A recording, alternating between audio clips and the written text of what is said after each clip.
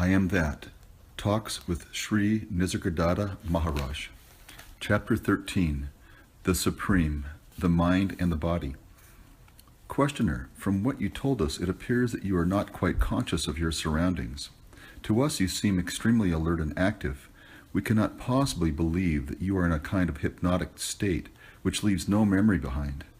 On the contrary, your memory seems excellent.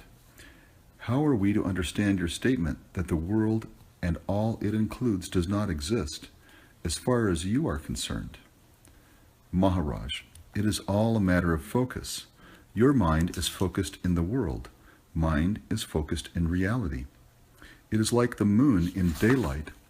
When the sun shines, the moon is hardly visible. Or watch how you take your food. As long as it is in your mouth, you are conscious of it. Once swallowed, it does not concern you any longer. It would be troublesome to have it constantly in mind until it is eliminated. The mind should be normally in abeyance. Incessant activity is a morbid state. The universe works by itself, that I know. What else do I need to know? Questioner, so a Gnani knows what he is doing only when he turns his mind to it. Otherwise, he just acts without being concerned. Maharaj, the average man is not conscious of his body as such. He is conscious of his sensations, feelings, and thoughts. Even these, once detachment sets in, move away from the center of consciousness and happen spontaneously and effortlessly. Questioner, what then is in the center of consciousness? Maharaj, that which cannot be given name and form, for it is without quality and beyond consciousness. You may say it is a point in consciousness which is beyond consciousness. Like a hole in the paper is both in the paper and yet not of paper, so is the supreme state in the very center of consciousness, and yet beyond consciousness. It is as if an opening in the mind through which the mind is flooded with light. The opening is not even the light, it is just an opening. Questioner, an opening is just void, absence. Maharaj, quite so. From the mind's point of view, it is but an opening for the light of awareness to enter the mental space. By itself, the light can only be compared to a solid, dense, rock-light, homogeneous, and changeless mass of pure awareness, free from the mental patterns of name and shape. Questioner, is there any connection between the mental space and the supreme abode? Maharaj, the supreme gives existence to the mind. The mind gives existence to the body. Questioner, and what lies beyond? Maharaj, take an example. A venerable yogi, a master in the art of longevity, himself over 1,000 years old, comes to teach me his art. I fully respect and sincerely admire his achievements, yet all I can tell him is, of what use is longevity to me? I am beyond time. However long a life may be, it is but a moment and a dream. In the same way, I am beyond all attributes. They appear and disappear in my light, but cannot describe me. The universe is all names and forms based on qualities and their differences, while I am beyond. The world is there because I am, but I am not the world. Questioner, but you are living in the world. Maharaj, that is what you say. I know there is a world which includes this body and this mind, but I do not consider them to be more mine than other minds and bodies. They are there in time and space, but I am timeless and spaceless. Questioner, but since all exists by your light, are you not the creator of the world? Maharaj, I am neither the potentiality nor the actualization, nor the actuality of things. In my light they come and go as the specks of dust dancing in the sunbeam. The light illumines the specks, but it does not depend on them, nor can it be said to create them. I cannot even be said to know them. Questioner, I am asking you a question and you are answering. Are you conscious of the question and the answer? Maharaj, in reality I am neither hearing nor answering. In the world of events, the question happens and the answer happens. Nothing happens to me. Everything just happens. Questioner, and you are the witness? Maharaj, what does witness mean? Mere knowledge. It rained and now the rain is over. I did not get wet.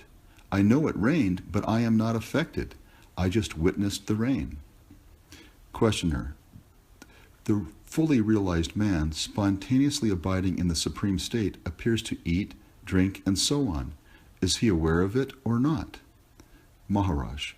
That in which consciousness happens, the universal consciousness or mind, we call the ether of consciousness.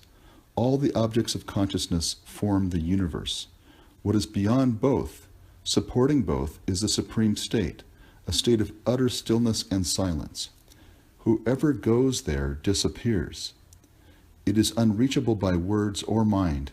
You may call it God, or Parabrahman, or Supreme Reality. But these are names given by the mind. It is the nameless, contentless, effortless, and spontaneous state beyond being and not being. Questioner. But does one remain conscious? Maharaj. As the universe is the body of the mind, so is consciousness the body of the Supreme. It is not conscious, but it gives rise to consciousness. Questioner. In my daily actions, much goes by habit, automatically. I am aware of the general purpose, but not of each moment in detail. As my consciousness broadens and deepens, details tend to recede, leaving me free for the general trends. Does not the same happen to a Nani, but more so? Maharaj. On the level of consciousness, yes. In the supreme state, no.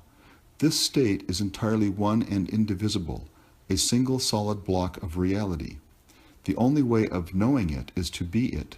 The mind cannot reach it. To perceive it does not need the senses. To know it does not need the mind. Questioner. That is how God runs the world. Maharaj. God is not running the world. Questioner. Then who is doing it? Maharaj. Nobody.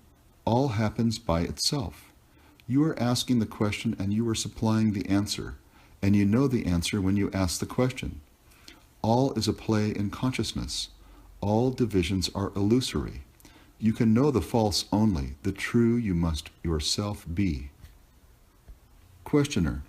There is the witnessed consciousness, and there is the witnessing consciousness. Is the second the supreme? Maharaj. There are the two, the person and the witness, the observer. When you see them as one and go beyond, you are in the supreme state. It is not perceivable because it is what makes perception possible. It is beyond being and not being. It is neither the mirror nor the image in the mirror. It is what is, the timeless reality, unbelievably hard and solid. Questioner. The Nani, is he the witness or the supreme? Maharaj. He is the supreme, of course, but he can also be viewed as the universal witness. Questioner. But he remains a person? Maharaj. When you believe yourself to be a person, you see persons everywhere. In reality, there are no persons, only threads of memories and habits. At the moment of realization, the person ceases. Identity remains, but identity is not the person. It is inherent in the reality itself. The person has no being in itself. It is a reflection in the mind of the witness, the I am, which again is a mode of being. Questioner. Is the Supreme conscious? Maharaj. Neither conscious nor unconscious. I am telling you from experience. Questioner. Pragnanam Brahma. What is prajna? Maharaj. It is the unself-conscious knowledge of life itself. Questioner. Is it vitality, the energy of life, livingness? Maharaj. Energy comes first, for everything is a form of energy. Consciousness is a most differentiated in the waking state, less so in dream, still less in sleep, homogeneous in the fourth state. Beyond is the inexpressible monolithic reality, the abode of the Nani. Questioner. I have cut my hand, it healed. By what power did it heal? Maharaj. By the power of life. Questioner. What is that power? Maharaj. It is consciousness. All is conscious. Questioner, what is the source of consciousness? Maharaj, consciousness itself is the source of everything. Questioner, can there be life without consciousness? Maharaj, no, nor consciousness without life. They're both one, but in reality only the ultimate is. The rest is a matter of name and form, and as long as you cling to the idea that only what has name and shape exists, the Supreme will appear to you non-existing. When you understand that names and shapes are hollow shells without any content whatsoever, and what is real is nameless and formless, pure energy of life and light of consciousness, you will be at peace, immersed in the deep silence of reality. Questioner, if time and space are mere illusions and you are beyond, please tell me, what is the weather in New York? Is it hot or raining there? Maharaj, how can I tell you? Such things need special training, or just traveling to New York. I may be quite certain that I am beyond time and space, and yet unable to locate myself at will at some point of time and space. I am not interested enough. I see no purpose in undergoing a special yogic training. I have just heard of New York. To me it is a word. Why should I know more than the word conveys? Every atom may be a universe, as complex as ours. Must I know them all? I can, if I train. Questioner, in putting the question about the weather in New York, where did I make the mistake? Maharaj, the world and the mind are states of being. The Supreme is not a state. It pervades all states, but is not a state of something else. It is entirely uncaused, independent, complete in itself, beyond time and space, mind and matter. Questioner, by what sign do you recognize it? Maharaj, that's the point, that it leaves no traces. There is nothing to recognize it by. It must be seen directly, by giving up all search for signs and approaches. When all names and forms have been given up, the real is with you. You need not seek it.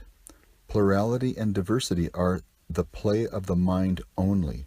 Reality is one. Questioner, if reality leaves no evidence, there is no speaking about it. Maharaj, it is. It cannot be denied. It is deep and dark, mystery beyond mystery, but it is, while all else merely happens. Questioner, is it the unknown?